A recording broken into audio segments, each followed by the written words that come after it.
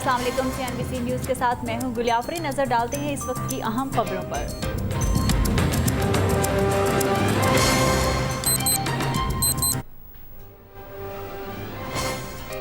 Supreme court में NRO नजरसानी case 17 रुकनी bench तश्कील न पाने की वजह से 2 हफ्तों के लिए मुलतवी कर दिया। IMF से कर्ज की अगली किस्त का मामला तय नहीं हो सका। वजीर खजाना का कहना है कि बजट खसारा कम करने और टैक्स दायरा बढ़ाने पर तवज्जो मरकूज है। पाकिस्तान का जमीन से जमीन तक मार करने वाला मल्टी ट्यूब बैलिस्टिक मिसाइल हनफ नस्ल 2 का कामयाब तजुर्बा कर लिया।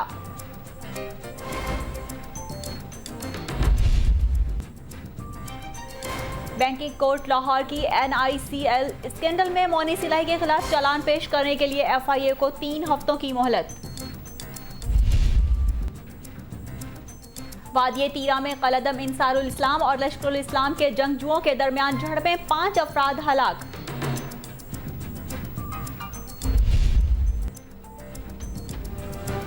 क्यूबा के फेडरल कास्ट्रो ने पार्टी क़यादत से इस्तीफा दे दिया।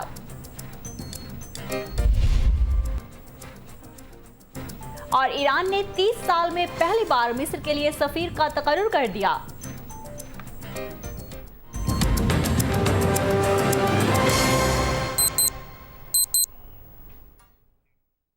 ये 3 हेडलाइंस। बढ़ते हैं खबरों की तफसील की जानिब। पाकिस्तान ने ज़मीन से ज़मीन पर महदूद फासले तक मार करने वाले बैलिस्टिक मिसाइल हनफ 9 का कामयाब तजुर्बा किया है।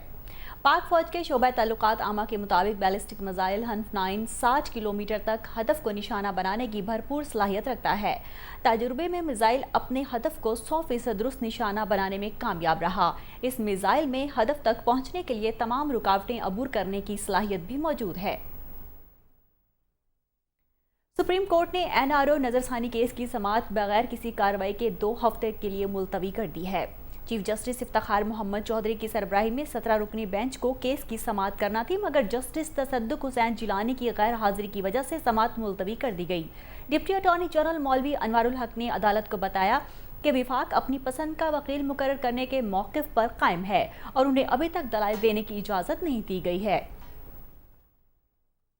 बैंकिंग कोर्ट लाहौर ने NICL स्कैंडल में मोनी सिलाही के खिलाफ चालान पेश करने के लिए FIA को मोहलत देते हुए समाअत 3 मई तक के लिए मुलतवी कर दी है। NICL स्कैंडल के मुल्ज़िम मोनी सिलाही को आज बैंकिंग कोर्ट लाहौर में पेश किया गया। FIA ने चालान पेश करने के लिए अदालत से मजीद मोहलत देने की दरख्वास्त की, जिस पर बैंकिंग कोर्ट ने केस की समाअत 3 मई तक मुलतवी कर दी है। समाअत के बाद मोनी सिलाही के वकील राय बशीर अहमद का कहना था कि FIA ताखीरी हरबे इस्तेमाल कर रही है। कोयटा में न्यू अलगिलानी रोड पर गाड़ी में बम धमाके से एक खातून समेत 3 अफराद जख्मी हो गए। NGO के दफ्तर के समेत कई इमारतों और गाड़ियों को भी शदीद नुकसान पहुंचा है। जोरदार धमाका NGO के दफ्तर के बाहर खड़ी आल्टो कार में हुआ, जिससे न्यू अलगिलानी रोड पर वाक़ मुतादिद इमारतों और गाड़ियों को नुकसान पहुंचा। धमाके की आवाज़ दूर दूर तक सुनाई दी। CCP कोयटा समेत पुलिस की भारी नफरी फौरी तौर पर धमाके के मुकाम पर पहुंच गई। जख्मी होने वालों में NGO के दफ्तर का चौकीदार भी शामिल है। जख्मी सैयद मसूद रफ़ीउद्दीन और खातून टीचर बख्त बीबी को अस्पताल पहुंचा दिया गया। CCPO का कहना था कि धमाके का मकसद अवाम में खौफ व हरास फैलाना था।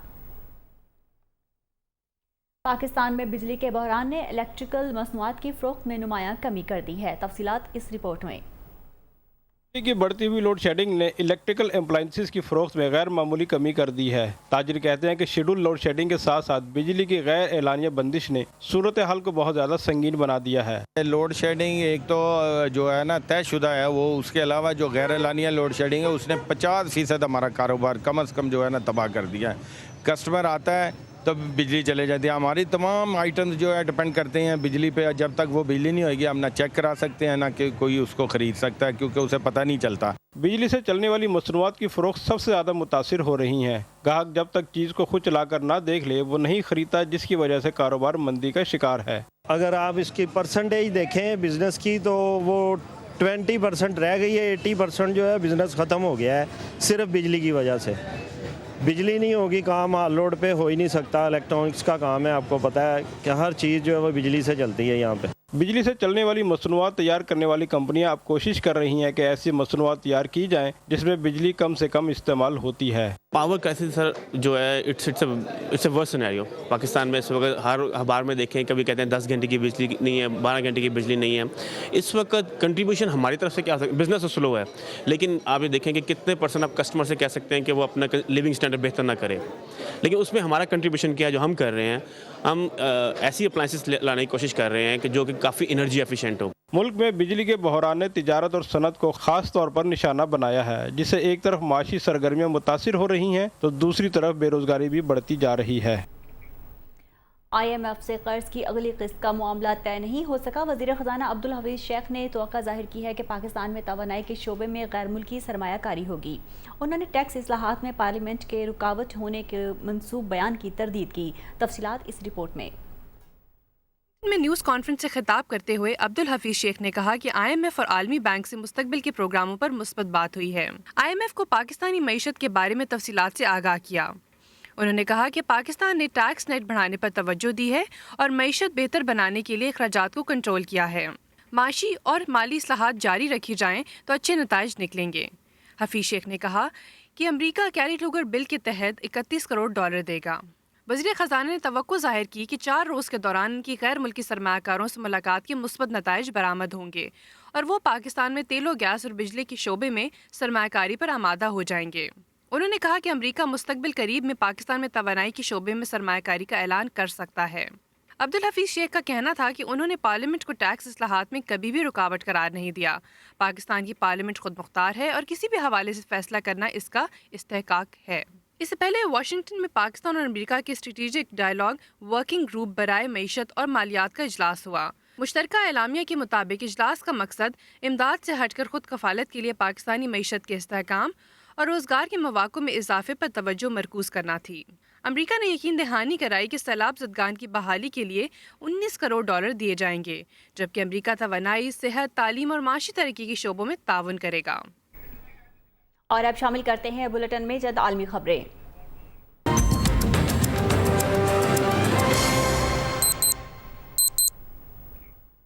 क्यूबा के फिडेल कास्ट्रो ने पार्टी क़यादत से इस्तीफ़ा दे दिया है।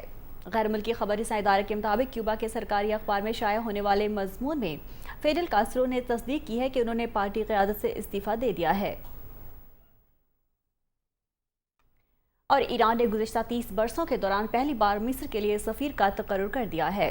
ईरानी टीवी के मुताबिक मिस्र में हुस्न मुबारक के इक़्तिदार के खात्मे के बाद तेहरान ने काहिरा के साथ सिफारती ताल्लुकात बहाल कर लिए हैं। इस हवाले से सफ़ीर का तकर्रुर भी कर दिया गया है।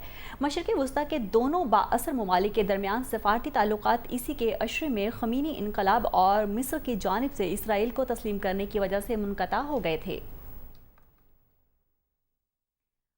लीबिया में क़ज़ाफ़ी फोर्सेस की बमबारी से 135 अफराद हलाक हो गए, जबकि शाम में फायरिंग से 8 मुजाहिरीन निशाना बने। सलामती कौंसिल आज यमन की सूरत हाल पर गौर करेगी। लीबिया में मुअम्मर क़ज़ाफ़ी की फोर्सेस ने कस्बे जब्बल गुरबी और साहिली शहर मिसराता पर बमबारी की। मिसराता में कार्रवाई के दौरान मजीद 4 अफराद निशाना बने हैं, जिससे हलाकतों की तादाद 135 हो गई है। सरकारी फोर्सेस की कार्रवाइयों की वजह से 1000 गैर मुल्की शहरी और ज़ख्मी बहरी जहाज़ के जरिए इलाके से निकल गए हैं। उधर शाम के शहर होम्स में क्लार्क स्क्वाड पर जमा होने वाले मुजाहिरीन पर पुलिस की फायरिंग से दर्जनों अफराद जख्मी हो गए हैं, जबकि इससे कबल फायरिंग से 8 अफराद हलाक हुए थे। यमन के दारुल हुकूमत सना में सदर अब्दुल्ला सालेह के खिलाफ एहतजाजी मुजाहिरों का सिलसिला बदस्तूर जारी है। दूसरी जानिब मुल्क के साबिक हुक्मरान जमात के अरकान ने सदर अली अब्दुल्ला सालेह के खिलाफ मुजाहिरों की हिमायत के लिए ब्लॉक तश्कील दिया है, जबकि सलामती कौंसिल में मुल्क की सूरत हाल पर आज बहस की जाएगी। और कराची में गर्मियाँ आते ही बिजली की आंख मचोली शुरू हो जाती है। वहीं दुकानदार और ख़रीदार भी गर्मी और बिजली की कमी का शिकवा करता नजर आते हैं। देखते हैं सैयद खुर्शीद आलम इस रिपोर्ट में क्या बताते हैं कि लोग गर्मी दूर करने के लिए क्या करते हैं और वह हुकूमत से क्या चाहते हैं। कराची में मौसम गर्मा का आगाज़ होते ही जहां बिजली आंख मिचौली शुरू कर देती है, वहीं आवाम भी गर्मी दूर करने के लिए मुख्तलिफ टोटके आजमाते हैं। गर्मी के बावजूद बाज़ारों में ख़रीदार आते तो हैं, मगर गर्मी का शिकवा भी इनकी ज़बान पर रहता है। कुछ तो ठंडा पानी पीकर गर्मी दूर करते हैं, तो कुछ शरबत पीता है, और कुछ लोग गर्मी का असर ज़ायल करने के लिए घर से दही खाकर निकलते हैं। अभी तो वही दही खाकर आए हैं खाने के साथ। ठंडा शरबत पीते हैं या ठंडा पानी पीते हैं, अब वो भी पहुँच से दूर होता जा रहा है। शरबत पीते हैं, लस्सी पीते हैं, गन्ने का शरबत मंगवाते हैं। भाई साया के अंदर ही बैठेंगे, लाइट नहीं होती, हाथ का पंखा लेके शुरू हो जाते हैं, क्या करें। गर्मी, गरीब आदमी कैसे गर्मी दूर कर सकता है, अपनी दिल की भड़ास कैसे निकालेगा।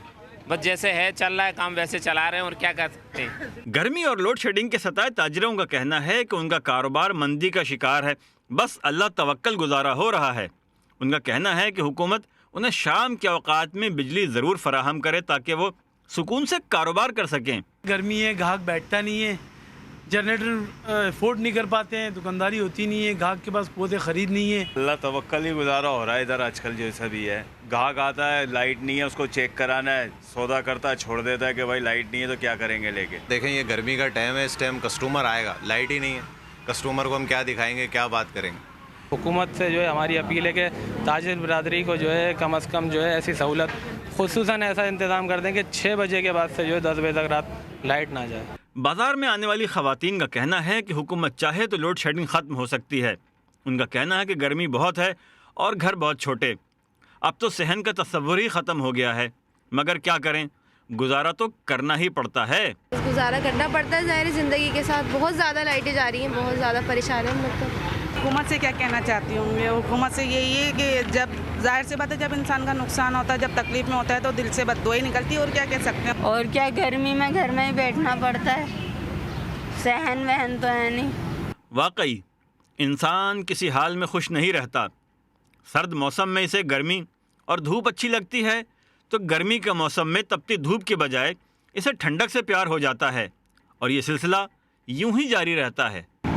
ठिठरा देने वाली सर्दी हो या तपती गर्मी, मौसम सभी अल्लाह के बनाए हुए हैं, और हमें हर मौसम को भरपूर तरीके से एंजॉय करना चाहिए।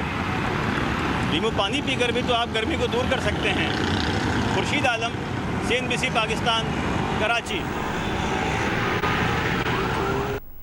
और नाज़रीन, ये थी अब तक की खास खबरें। मज़ीद खबरों और अपडेट्स के लिए देखते रहिए CNBC पाकिस्तान, और अब आप देख सकेंगे programme power lunch with Adeel Shahid.